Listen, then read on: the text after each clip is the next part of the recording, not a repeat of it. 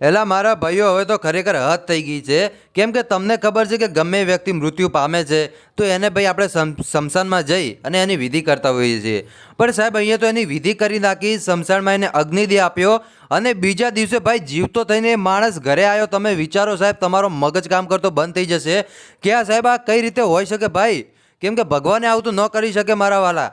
તમને આગળ આખો વિડીયો બતાવું છું કે આ માણસની ભાઈ બધી વિધિ કરી નાખી, બધું કરી નાખ્યું, તો આ બીજે દિવસે આ માણસ જીવતો કઈ રીતે ભાઈ ઘરે આવ્યો?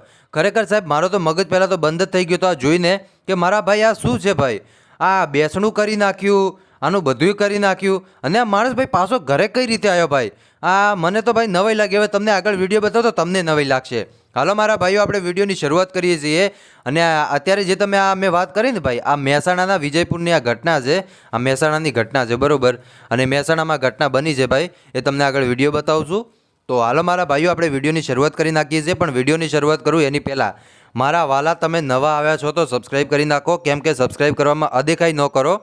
કેમ કે ઘણા બધા લોકો જે અદેખાઈ કરે છે, મને ખબર છે ભાઈ, સબસ્ક્રાઈબ નથી કરતા પણ વિડીયો રોજ જોવે છે. તો મારા ભાઈઓ સબસ્ક્રાઈબ કરી નાખો, બિલકુલ ફ્રી છે, તમારે 1 રૂપિયો દેવાની જરૂર નથી. અને હું તમને યાદ કરીશ કે મારા વાલા, મારા ભાઈઓએ સબસ્ક્રાઈબ કરી હતી. તો હાલો હવે આજના વિડીયોની શરૂઆત કરીએ છીએ. તો અત્યારે જે તમે વિડીયો જોઈ રહ્યા છો, આ વિડીયો છે સાહેબ સોશિયલ મીડિયાની અંદર જોરદાર વાયરલ થઈ રહ્યો છે.